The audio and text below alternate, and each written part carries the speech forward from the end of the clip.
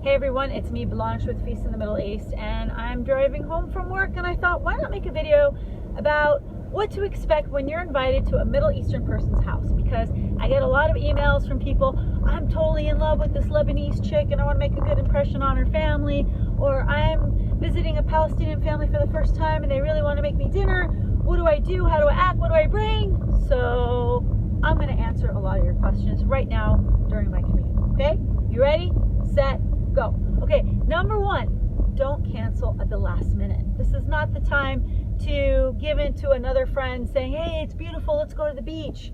I don't care how beautiful the weather is. Don't cancel on that person the last minute. Chances are they've been cooking for 3 to 4 days. They're probably cooking for 60 people, even though they're only expecting 10.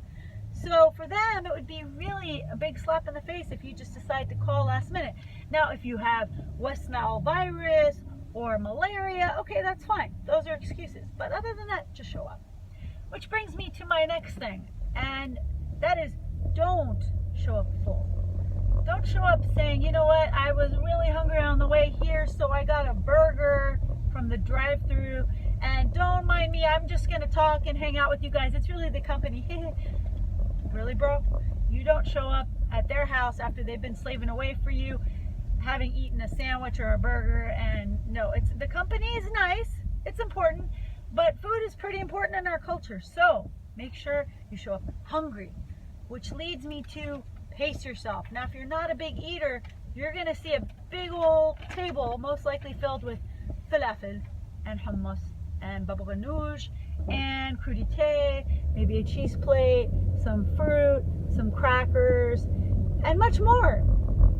This is just the appetizers. Make way for the actual main course, which is going to be so much more.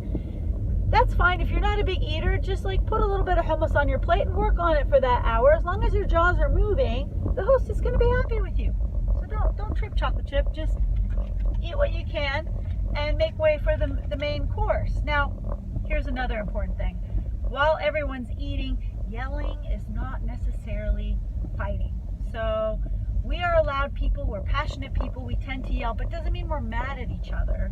That's just how we talk, okay? So when I was a kid visiting my teta's house, my grandmother's house, sometimes I'd hear, Blanche! And I'm like running over there, oh man, what did I do? I'm in big trouble. Did I break something? What is she gonna do?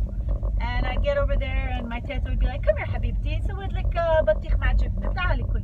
Which means I made you a plate of watermelon and cheese, honey. Come and sit down with me and keep me company. Okay, so that's fine. They yell, that you could join in and you could get passionate along with them. You'll feel like just a part of the family, okay? So that's exactly what you can do. So yelling is not fighting, okay?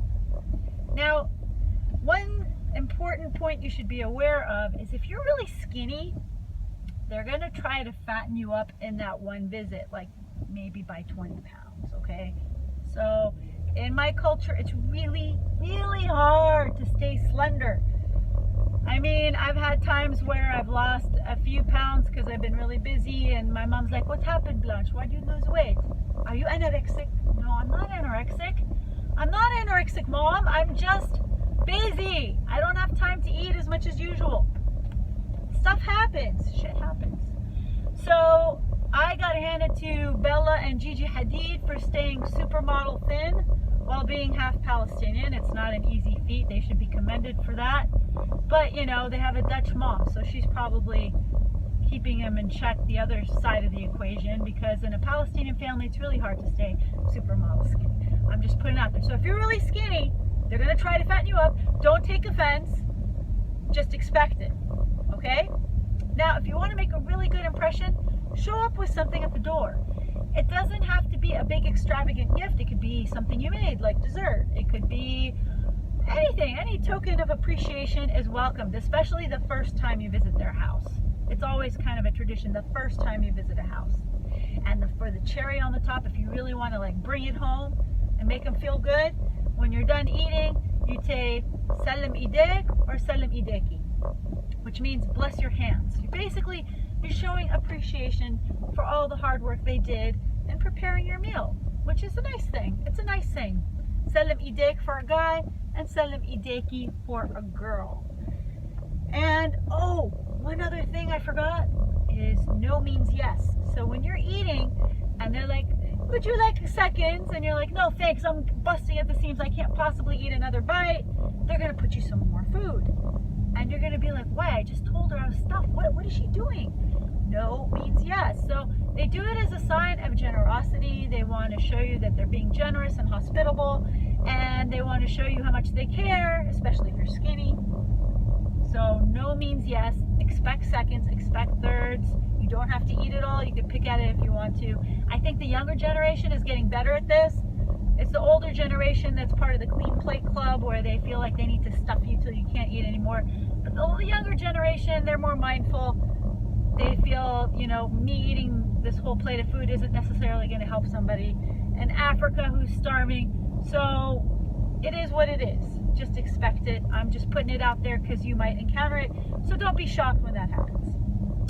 So there you have it, my top tips for what to do when you're visiting a Middle Eastern household. If you have other topics that you want me to cover, leave it in the comments below. Of course, subscribe to my YouTube channel, and I'd be happy to answer any of your other questions. You can also follow me on social media.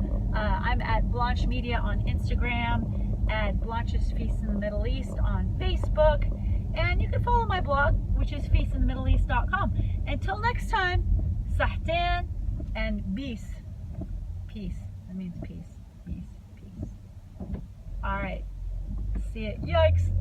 I'm not going to get into an accent here, so I'll talk to you guys later. Bye.